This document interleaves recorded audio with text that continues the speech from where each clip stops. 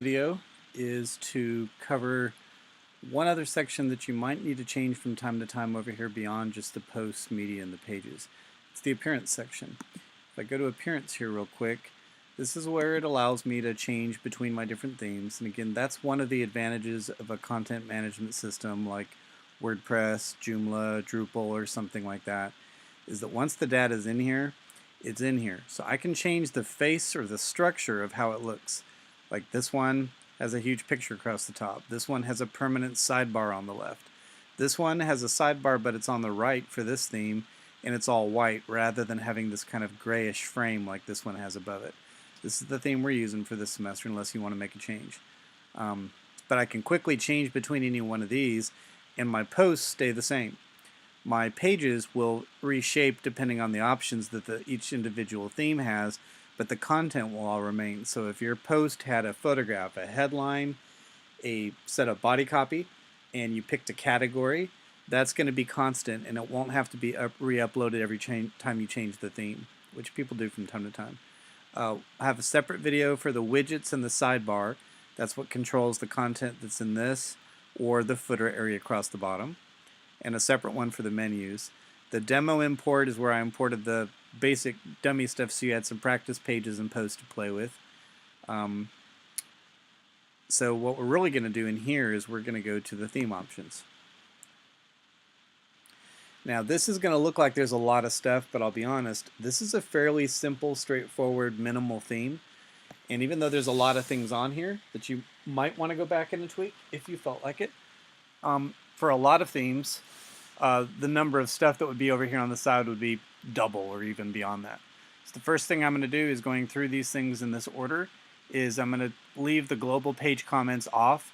If somebody turned this on, you might have the ability to literally have people comment under every single thing you did. So even under your bio, there might be a comment box where people could comment on that. Almost everybody leaves this off. The comment section will allow it, even with this off, we can still comment on blog posts, which is great, but we're not going to get it in places we don't want. The favicon, those are the little teeny icons that you sometimes see up here right in front of the URL, and it's just saying if you would like to make your own, that's fantastic, but here's the sizes. 16 by 16, tiny little pixel thing for this tiny little thing up here. You could upload the image, but if you were going to do it with an iPhone or with a tablet or something else that had a retina screen, it's actually going to want to pull for more information. So it's giving you the sizes of how big that logo should be in each case. But in all these, it's a square. And it's also saying that they should all be PNG files.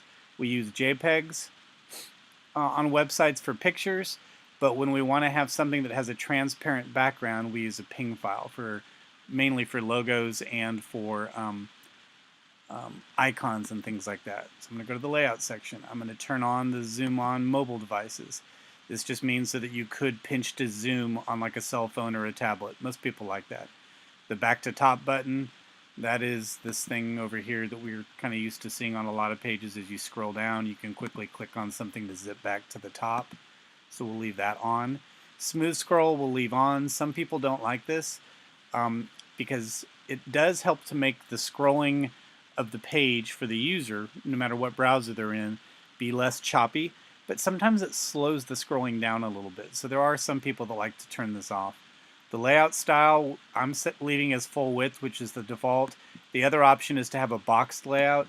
A boxed layout would be kind of like an old-fashioned website that would always have like a 1-inch gray or black or white border around the whole thing. We're just typically not used to doing that. And since I haven't changed anything here, I don't need to hit Save Changes. But for these buttons down here, this is kind of nice, because if I did make a change here and save the changes, cool. But if I later decided I wanted to get rid of some of those things and return it to the factory defaults, I could just hit Reset Section. All that's going to do is change these objects. It's not going to change them in any of these other ones. If I ever wanted to hit Reset All, that would take me back and strip out every single change I make to the theme options and like restore it to like how the author had created it. Styling.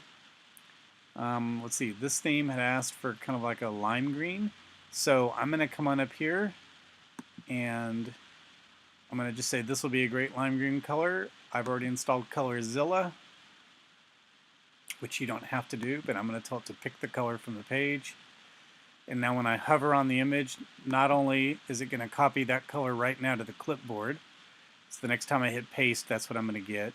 But also it means that I've stored colors from your different themes in this picked color history. I can access several of your groups' different colors up here just by clicking on any of these particular buttons. So we'll say, sure, we'll use the green color for now. So our accent color is this lime green. It's a hex color. I'm going to go ahead and leave the link colors as they are, kind of this aqua blue. That's a pretty standard color, and I think since so many people are used to seeing that now, it may not be a bad thing to just leave it, so I haven't touched that on anybody's themes. This is the colors for the header, the area way up at the top of the page.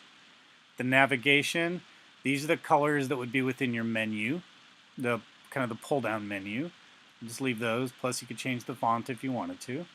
The sub-navigation and mobile menu section, this is kind of neat. The sub-menu is if you had a page where you had a bunch of drop-down things, like these words were not enough and I needed to add more things. This is the navigation. This is the sub-navigation, the pull-down items. The other thing it has here too is if you wanted to, you can change the colors on a mobile device. So for like a tablet or like an Android or iPhone. And that's kind of nice because most people end up having the contrast or in the brightness turned way down on those to help protect battery life. So what it's saying here is, look, I will allow you to use one set of colors when people are looking at it on a desktop or a laptop. But if you want to alter them, realizing that some people have the brightness turned down and you might be losing some contrast, you can change the colors here, and only if somebody hits the website from a mobile phone or a tablet, let's use these colors instead. So that's nice to have, but we don't need to mess with that. The body copy font, Open Sans is probably one of the most readable sans serif typefaces, so you see it on a lot of websites. The normal weight for most normal things is good. Some fonts have a book or even a light version or bolder versions, but for the body copy, let's leave it like this. I'm going to change this to be just a little bit larger and shrink the leading a little bit. Keep moving on down. But we could change the typeface. So here I'm just going to hit Save Changes. And here is a page for this site. So we'll just hit refresh. And this is what 15 point with 1 point M leading. So that would be like 1.8 would mean it's like 15 point body copy and like the leading's 26 or 27. That's what it looks like here, but if you really wanted to, you could come in here and say, look, I would rather have for my body copy, this is going to hook to like the Google Font Center, so that you don't have to worry about whether anybody has this on their screen or on their machine.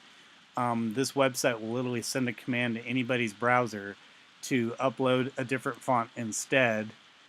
So this is a very safe way to install fonts. I'll say Meriwether. That's a sans serif, a serif font. So if I hit Save Changes here and went back and refreshed the screen here, the body copy should shift from being that sans serif to now it's Meriwether. And that's great. And I do think we're at an era where screens are better, so that people have gone back to starting to use this. So especially on a lot of long form news reading sites, you see people have switched out to the serif stuff. I would say though, for the most part, let's go back and just leave it the more traditional sans serif. I'll go back and put it for Open Sans. And I think that's probably a good starting point, but obviously I encourage you, if you want to go ahead and change that for your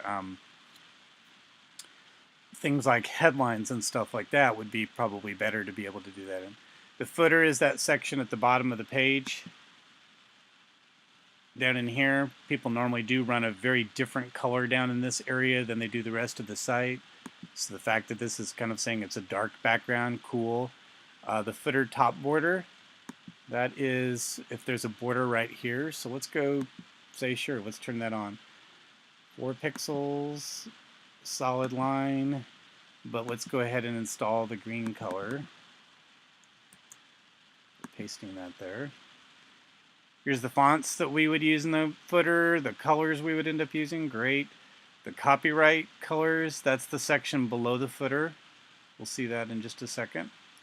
Because I think right out of the box, This one has nothing in the footer area, but this is the copyright area, saying who the site is built by.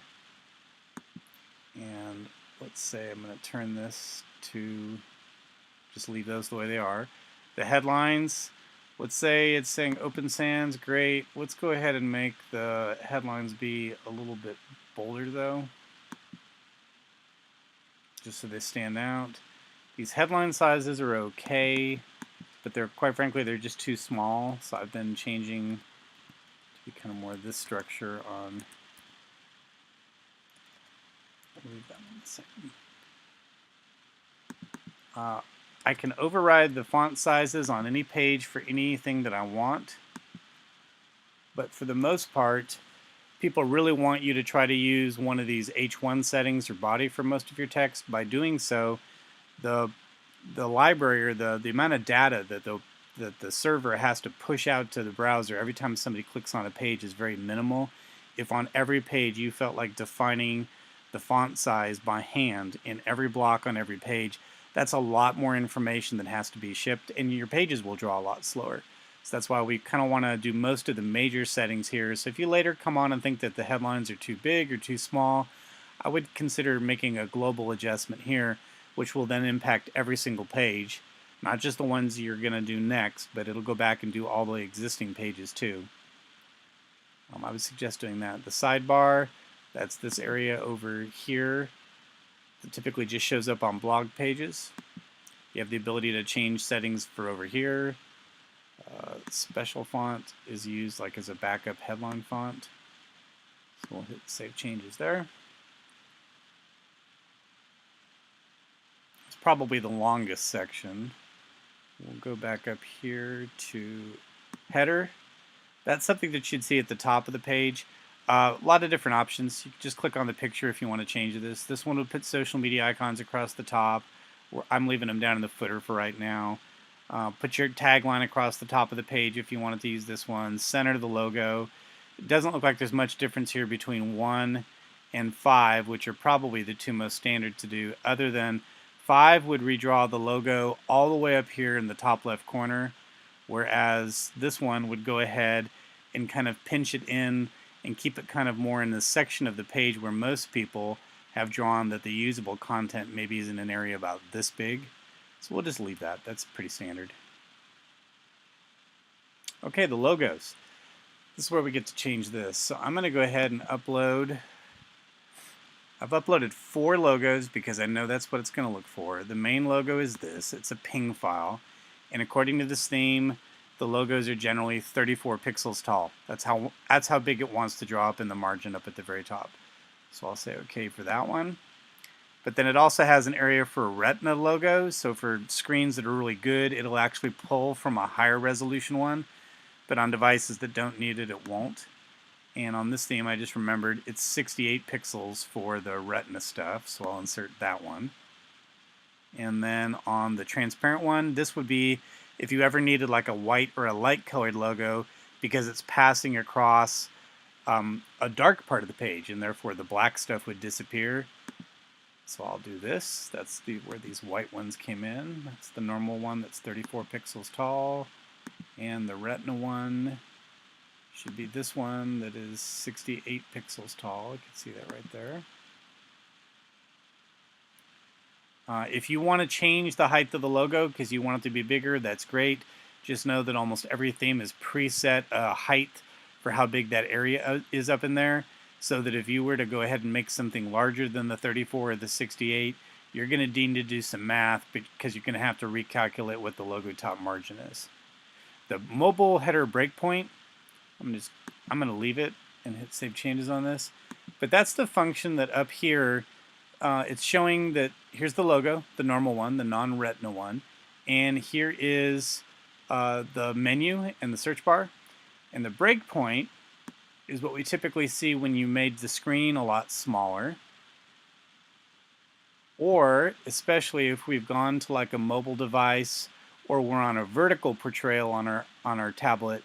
Suddenly we get this quote hamburger menu. That's what this thing is sometimes called. And now the menu changes to be that I can get to these pages. I just have to come up here to the hamburger and click on where I want to go. redraw that, the home page for there. The breakpoint, most themes include this. If for some reason you have a lot of menu items and you really want to see how long you can wait before it redraws those, you can alter this. Or if for some reason you, bottom line, it'll allow you to change when that hamburger menu shows up. The social media icons, these are automatically portrayed in several places on the site, especially down across the bottom and the footer. Right now we have none showing up down here. So I'm going to go ahead and enter these here.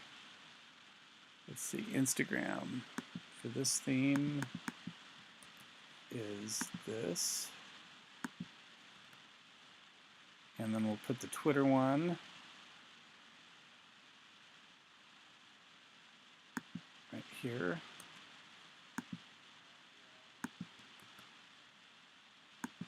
And save the changes on that.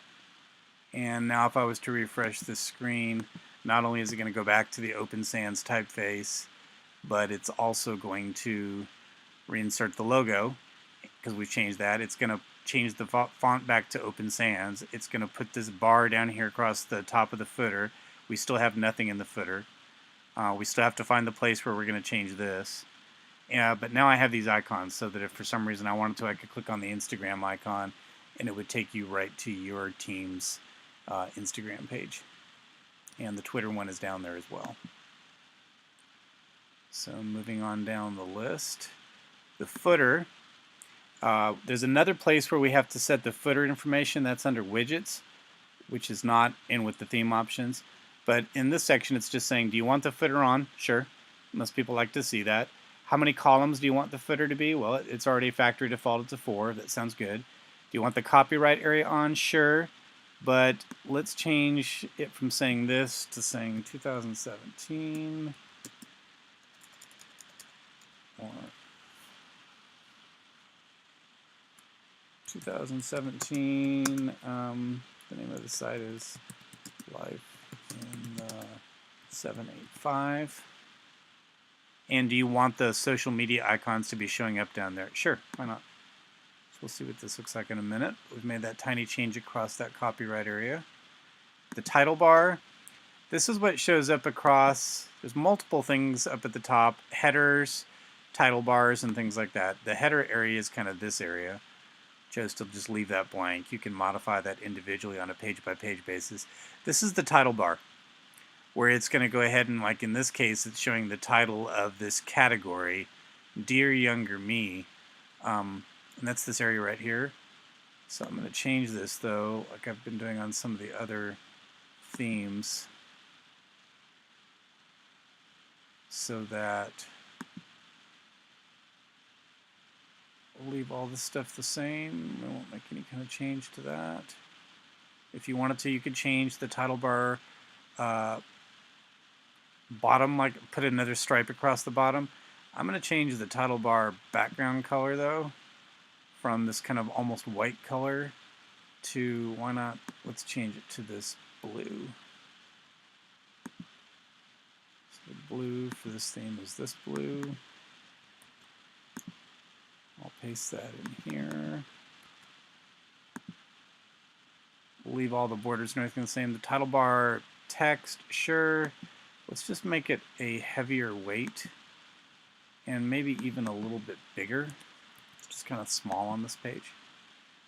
The breadcrumbs, that's great. Let's just see what this looks like.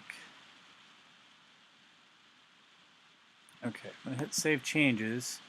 And when we redraw this page up here at the top, this thing called typography, the title bar should now be blue. And I don't like the idea that this is dark gray and that this is even lighter gray. So let's go back up here and say, look, the title bar, that's the color, but let's change the text on there to white, which is 6 Fs. And then let's also change the breadcrumb. That's this area right up here that's telling you where the page is. Let's go ahead and change that as well to white.